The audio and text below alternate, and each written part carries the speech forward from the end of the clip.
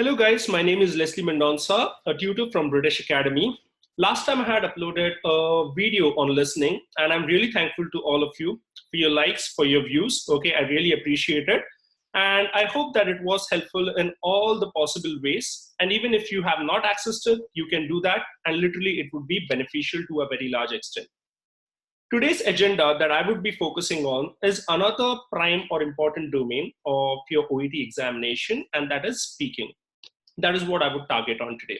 It's going to be a lot of typing work wherein I'll explain each and everything about what speaking is all about the pattern, about how exactly your opening should be, what should be your closing, how to structure your body, how to give acknowledgements, how should your behavior be. Each and everything would be taken care of and every minute detail would be covered. So first and foremost, guys, just an overview, even before I start typing, that speaking is nothing out of the box that you have to do. Most of us have that fear that when we think about speaking, what would I have to speak? What should I say? And stuff like that. So to avoid that, the only thing that you can remember is keep your job very simple and do what you have been doing all throughout your life as nurses. When a sick patient comes to you at that point of time, do you sound nervous or are you confused of how exactly to deal with that patient? No, because it's your job. If you sound nervous, the patient won't be willing to listen to you, right? And that might be a black mark on your character. So you deal with the patient in a matured way. You try to give them the solutions. You ask them their problems and stuff, and everything is sorted quite systematically. In a similar way, when you do your OET speaking at that point of time, don't take it as a test. First and foremost, eliminate that ideology from your mind that it's a test that you're doing. It's just another patient with whom you're dealing. That is what you will have to remember at that point of time, and your job would be made simple. So I'll give you an entire overview about what speaking is all about, from the very first word to the very last word. I request you people to stay focused, dedicated, and concentrated when you do that. Okay, so just observe it. So before I start with the body structure of what speaking is all about, I would like to tell you an overview of speaking. So here I am, okay?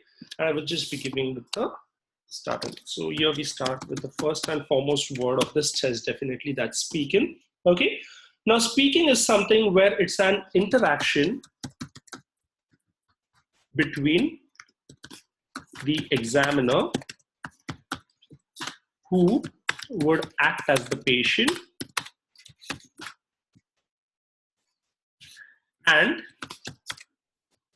the second interaction, the other person who would be doing is you, okay, and the candidate, okay, who would be acting as the nurse. That is what you will have to remember, okay? So the examiner over there, one thing you have to remember, is not someone who has an entire knowledge of all the medical terms or about the names of medicines and stuff, okay? They do not test that. So if you think like using some names of medicines or giving some good names is gonna garner some good scores for you, don't be under that blind perception, because this is a test that would check your pace, your English, your language, your vocabulary, your control over English. That is what would be primarily evaluated over here. Okay, so just try to be focused on your language rather than being focused on your medical knowledge, okay, and making a display out of it. Okay, so just try to be focused on your basic English. So as I mentioned, it's an interaction between the examiner, okay, who would be acting as the patient, and the candidate acting as the nurse. Now, speaking is bifurcated into two parts. Okay, the first one is known as direct speaking. Okay, and direct speaking, you may just mention it this way as it says clearly. So it's between a nurse, okay, and the patient. That is what you have to remember. It's going to be a direct speaking. The other one is known as indirect, and that would be between the nurse, okay, and the relative of the patient. So obviously the examiner would not get a relative or something like that. Okay, the examiner would be acting as the relative of the patient. They may create a live scenario out over there, but it would be done in such a way as if you're speaking to the relative. It might be a mother who is concerned about her daughter, a grandson who is taking care of his ailing grandparents, okay, or it may be a son who has got his parent, like let it be his dad, his mom, or a sibling talking about the other sibling. So it's going to be an indirect speech. So this is what you have to remember, direct and indirect, which means overall there are two tasks, okay, that you would have to cover at the time of examination. The total time frame that would be given is 20 minutes for this test. And the bifurcation goes this way. For task 1 as well as task 2, okay, you would be given 3 minutes preparation time per task, which means even for direct or indirect, 3 minutes preparation time individually would be given to you. And once those 3 minutes per task is over, okay, you will have to speak, okay, for a maximum of 5 minutes. This is what you have to remember. So the interaction would be maximum of 5 minutes per task at the time of examination. Usually the person who acts as the examiner, okay, or the patient wouldn't stretch it to 5 minutes, okay. It gets curtailed within 3 to 4 minutes, but it's always better that you're mentally ready, okay, to know that in case if it goes up to the stretch, it's going to be for 5 minutes, okay. And I'll let you know how to move ahead with that, each and everything that I would cover systematically. So this is what an overview is all about. And the thing that you have to remember is that you would be allotted a cue card. So a cue card would be given to you per task, okay, where each and everything would be mentioned, like what exactly should your role be at that point of time. Do you need to ask? Do you need to explain? Do you need to convey? Everything would be given. So explain the patient about this and this, ask the patient about his details. Each and everything would be systematically mentioned out over there, and that would make your job quite easy. So one thing that I have to remember is, okay, keep in mind, okay, that your cue card is your Bible. This is what you will have to remember. So you would have to rigidly follow every verse of that cue card, literally as if you're reading it from the Bible, and observe that, analyze it, and go step by step, and that would make your job literally quite simple. So this is just the basic overview, guys, that you will have to remember whenever you do the speaking. So 2 tasks, cue card would be given to you per task. 1 cue card would be with the examiner, 1 remains with you.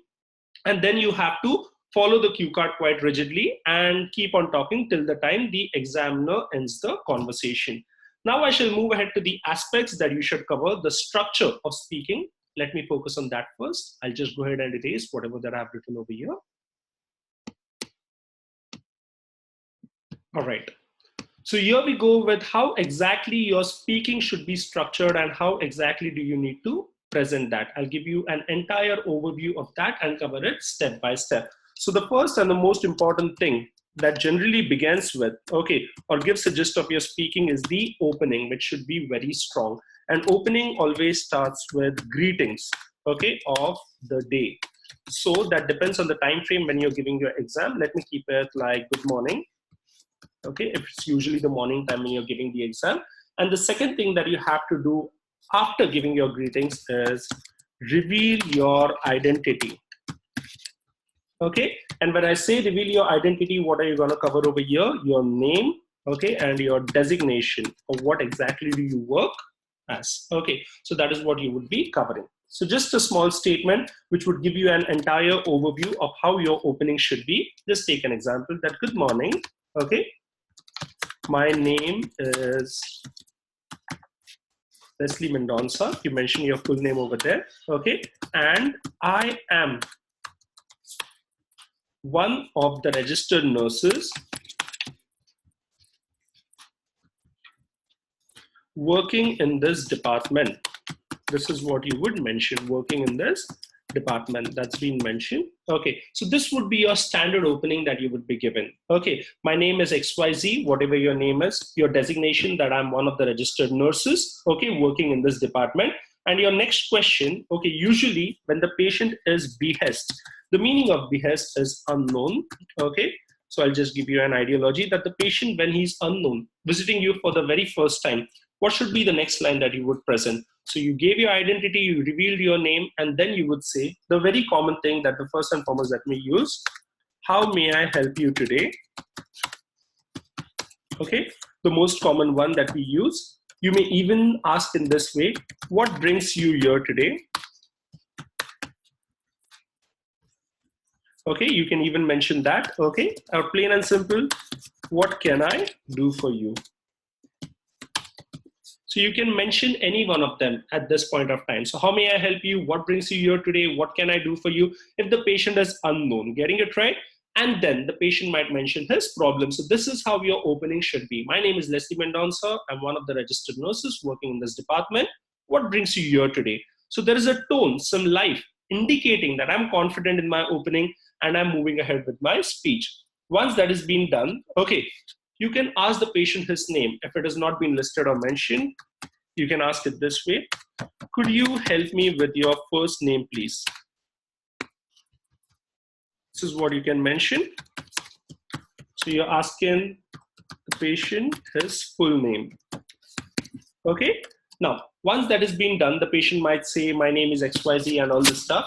You try to gather an acknowledgement from the patient that, is it fine if you call that patient by his name? So how are you going to do that? Okay. First and foremost, you may say, will it be fine, okay, if I approach you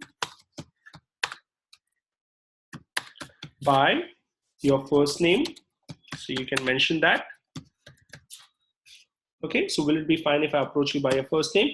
Or you might even say, okay, would you mind me calling you by your first name? You might even mention it this way. Okay, or lastly, you can even say, can I address you? There's another way of saying that. Can I address you by your first name? This is what you can mention. So you're asking the patient that, can you call him by his name? Okay, and that is how, okay, the patient would give an acknowledgement and your conversation would move ahead smoothly. Okay, so you're asking, can I address you by your first name? Once that has been done, the patient would usually say yes, because they are not that grumpy to say a no. Once it's been sent by a patient that he is ready to be acknowledged by his name, give your verbiage. Okay, just mention it as, thank you so much. Sorry about that. Okay, you might just mention thank you so much. And whatever the name of the patient is. Thank you so much, Leslie. You might just say that.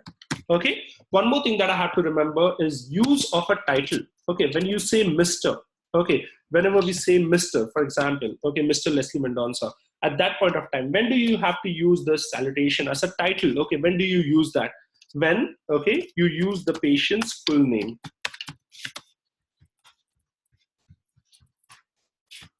You can remember, when I take the full name of the patient, at that point of time, I can say, okay, Mr. Leslie Mendonca, that's good. I can even use it with the last name of the patient, like Mr. Mendonca, even that is correct. But I can never use this title with the first name. If I just say, tell me what can I do for you, Mr. Leslie? If I say that, then that would be considered as incorrect, because you cannot approach a person or give a title when you take his first name. So either it has to be taken with the full name or with the last name. That's what you have to do. Okay, and once that has been done, okay, you have thanked the person, then you come across to one of the other important aspects, which is the body structure.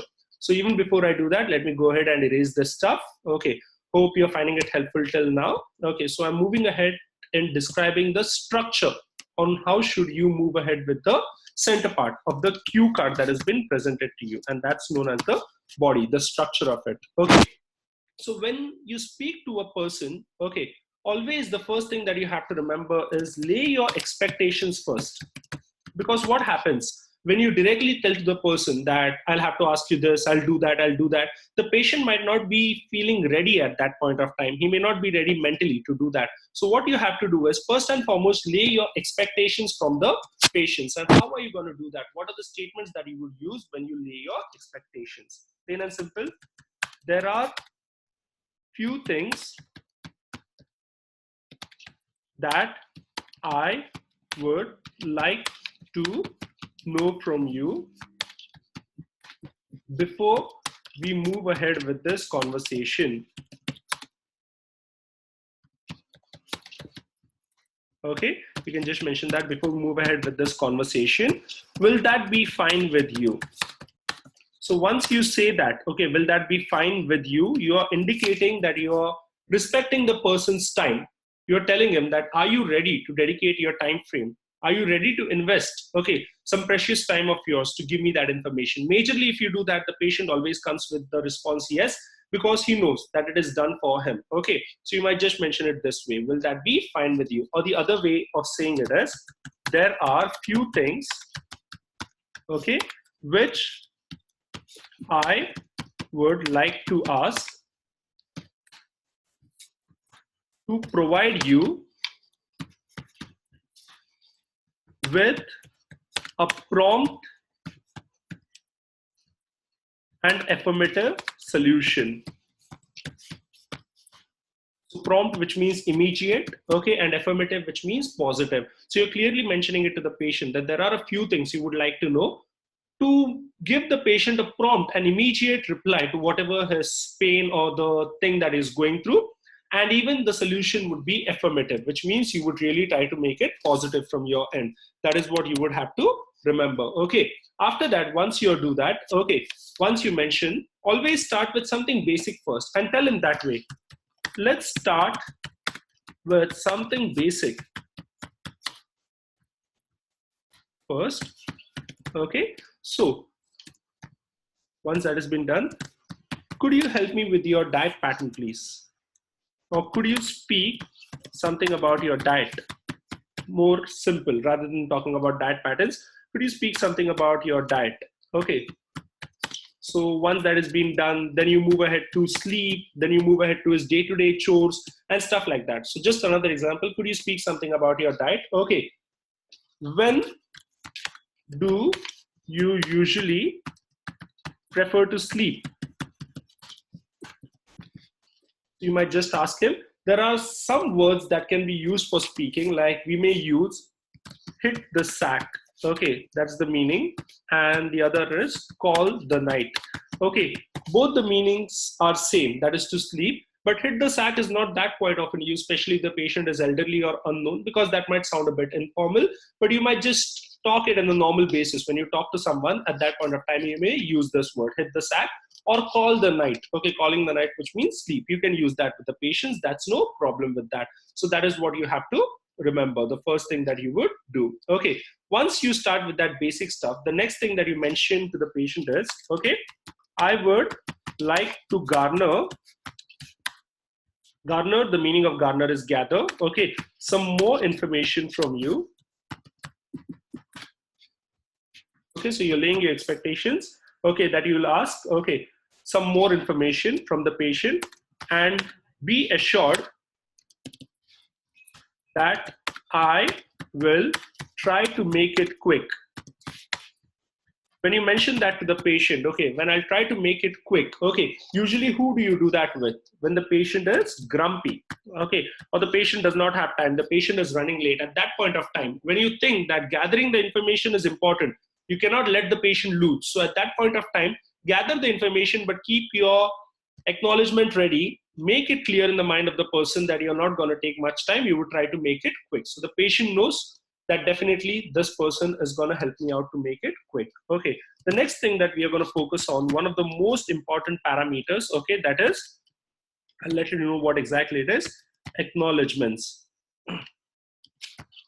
This is really crucial, guys. Your acknowledgements on how do you acknowledge the patient for everything that is being said, because this is where we lack to a very large extent. Most of the common acknowledgements that we give is, okay, I totally understand. I know it's not wrong totally, but try to change it. Try to be a bit more creative. Okay, till when are you going to use the same monotony of acknowledgements? Okay. Doesn't make sense, guys. Okay, so that's the reason I'll give you a list of acknowledgements that you can use to make it look a little bit more attractive. So what are the common acknowledgements, okay, that we use? First and foremost, you can say, don't you worry, okay, then sir or ma'am, whoever the person is, and if you know the name, okay, you can just take the name. So don't you worry, sir or ma'am, okay, you are at the right place and talking to the right person. This is what you can say, the first acknowledgement. So the patient knows that he has come to the right place, and the acknowledgements can be specific. So you are at the right place and talking to the right person. Okay. Second one, which you can use, I totally understand. Okay. When the patient had some pain, which is explaining, I totally understand the pain that you must be going through at this moment. Okay. So you can mention that. So you're clearly telling the person that you know that he is in a pain, and that should come with a tone. But your tone should be expressive of your acknowledgements, guys. We cannot be in one plain tone and just give all these acknowledgements. You should alter your tone. Your facial expression should alter simultaneously when you give this acknowledgement. So I totally understand the pain that you must be going through at this moment. Okay, but don't worry. Everything would be fine. So you clearly mentioned that to the patient, that everything would be fine. So that's the second type of acknowledgement that you can give. Some more, okay, that you can use. Okay, I'm there to take care of you. If the patient is, the nurse is talking to the patient, this statement can be used, I'm there to take care of you. And if it's a direct interaction with the patient, like or a relative, you may just mention that, of the patient. If I'm talking to the patient directly, I can say, I'm there to take care of you. If I'm talking to the relative, I may say, I'm there to take care of the patient. Okay, and I assure you that you, or he, she, or it, depends whether it's a relative or a direct conversation, is in the safest pair of hands. So you can just mention that, okay, and make it look a little bit more lucrative and attractive. You may sound good. So I'm there to take care of you, and I assure you. So stretch on some words, okay, some adjectives where you're giving the patient an assurance. Okay, and I assure you that he or she is in the safest pair of hands. So such kind of acknowledgements would sound more fruitful. Okay, and one more that you can use when the situation is very critical, okay, or it's very grief. At that point of time, you may say, I can't even, okay, imagine the pain that you must be going through. Okay, but okay, I really appreciate your courage to face it in such a gallant way. So the meaning of gallant is brave. I'll just write it over here. Okay, so you can just mention, I appreciate your courage to face it in such a gallant way. So that indicates that you are even giving an appreciation to the patient. You're not just playing a blinder over there. You're telling the patient that you understand his pain. At times you even mention that it must be really tough, way beyond your imagination, but still you are appreciating the patient, and that is what has to be done. And one more thing that you can use as nurses, okay, use your previous records, just a verbiage of them, okay, don't try to show them the files and figures, okay, use your previous records, okay, or personal examples at times. You may even do that, okay, when the patient is a bit grumpy or unsure about something, like there is an ambulance service that you provide, but the patient says, I don't trust it, that you people would make it on time. I'm really a little bit skeptical about it. So tell the patient, your worries are totally justified, okay, but don't you worry, okay, we take a record of all the patients, their feedback on our portal, on our website, okay, about the good and bad alike. You can have an access through it. Okay, we even have a separate column of ambulance service feedback. And you might look over there that every patient has mentioned an affirmative stuff about it. Okay, none of them has given a negative word of mouth. Okay, and even I've been working here since a very long time. Never have I seen or observed any specific delay in the ambulance service. So you give such sort of examples, okay, to make sure that the patient feels confident through your words. That is what you people have to do at that point of time. So it indicates that you are really providing your evidence, which means you're corroborating, okay, substantiating, giving a proof, okay, of whatever that you are speaking. So that is how you need to move ahead. So I'll go ahead and erase this stuff because I will need some more space to type it ahead. So here we go. Moving further, okay, with speaking, I guess you people are really finding it helpful till this present moment. Okay, some things that we have to remember, that give the patient sufficient time to express his views. What happens most of the time, we are always in a rush to express our point. We don't even listen carefully to what the patient has to say. We are really quick and instantly and promptly we jump to a solution without even listening to what the patient has to say. His statement might be incomplete, and that is a disrespect. Okay, so while speaking, you have to remember that it not just tests your speech, It also tests like how good you listen, how observant you are, how well you acknowledge, and after that, how you give your solution. So when the patient might just come to you and say that I'm feeling cold, okay, and I need some medications, I don't know why this is happening. You straight away would give a solution. Okay, I understand, take this and this pill, come after 2 days, visit us, you would be fine. But did you ask the patient like what exactly his problem was? How did he started off with cold? What is the medication that he's taking? Okay, since how many days is he facing it? Okay, is he allergic to something? Does he have any history of cold? Does anyone in the family have any history? You need to gather maximum information, people. So don't be in a rush to conclude straight away or drop to a conclusion.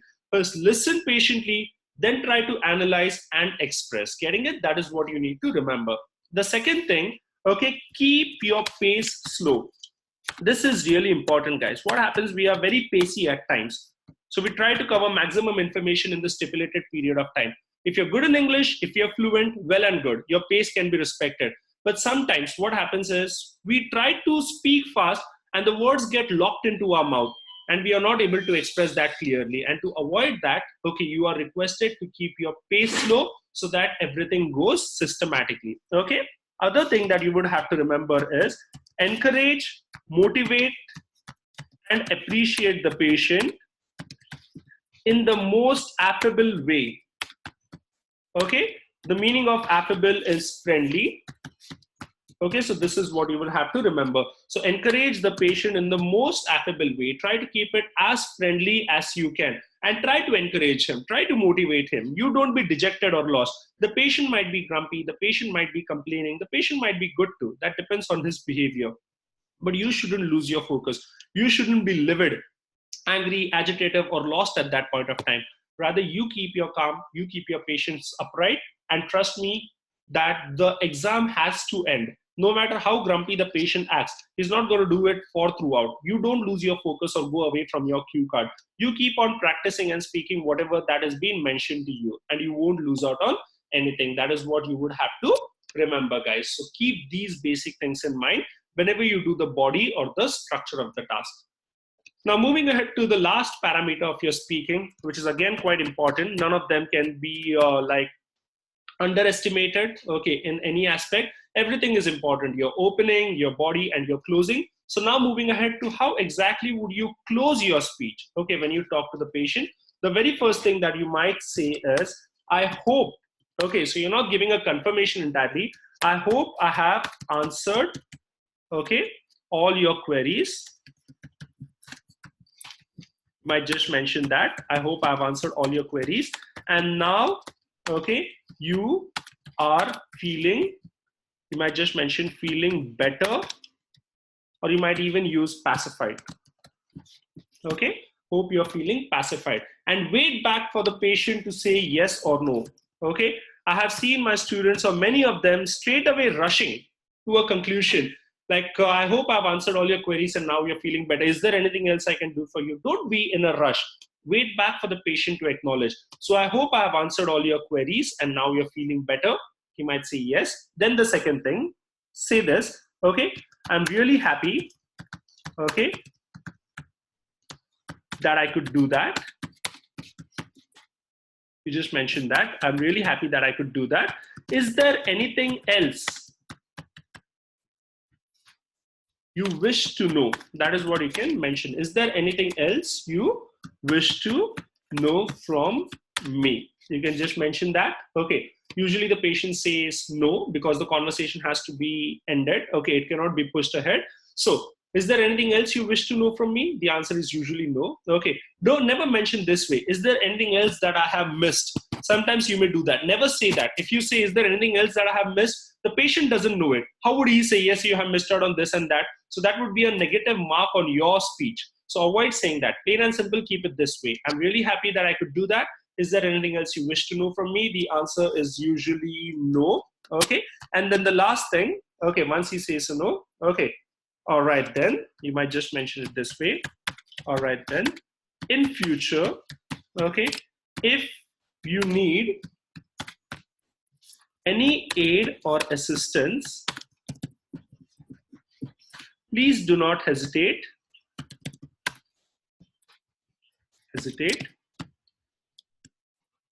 get in touch with me. Okay, that is what your last line would be. So please do not hesitate to get in touch with me. That is what you can mention. And finally, thank you. Have a nice day. That is how you would give the closing. Thank you and have a nice day. That is what you can remember. So the only difference that you people remember, when the patient is unknown and comes to you, you ask, how may I help you? What can I do for you? But when the patient is admitted already into your care, you're looking after, or the other nurses are looking after, the first question would be, how are you feeling now? Because you cannot say, what can I do for you and stuff like that, because he's already under your care and he cannot lay his expectations at that point of time. So you would simply ask, how are you feeling now? And move ahead with the conversation. This is what you have to remember. So that is what the basic funda of speaking is all about, guys. Follow these principles, follow these acknowledgements. I'm not saying script them or by heart them entirely, but try to garner maximum information from them. Alter your statements. You might be even better in using some more acknowledgements. Try to do that, guys, and make it sound really lucrative and attractive. Because as I mentioned, it's your test of English, checking your grammar, your coherence, your flow. So try to make it literally attractive. That is what I have to talk about speaking in this overview. So I hope this lecture aids you in every possible way. Okay, if you have any queries or questions, you're always free to drop your comment. Okay, we are there to aid you and revert back, okay, and help you out. And any single time you need to get in touch with us or contact us, our numbers have been mentioned. You can get in touch with us, okay, and all your queries would be solved and an immediate solution would be given. That is an assurance. So I'm signing off for now. Okay. Repeating myself, my name is Leslie Mendonca, a tutor of British Academy. Okay, looking forward to hear from you people, and more videos will be uploaded soon for your convenience, but try to garner maximum information and be in touch, guys. Have a nice day. God bless you all. Take care.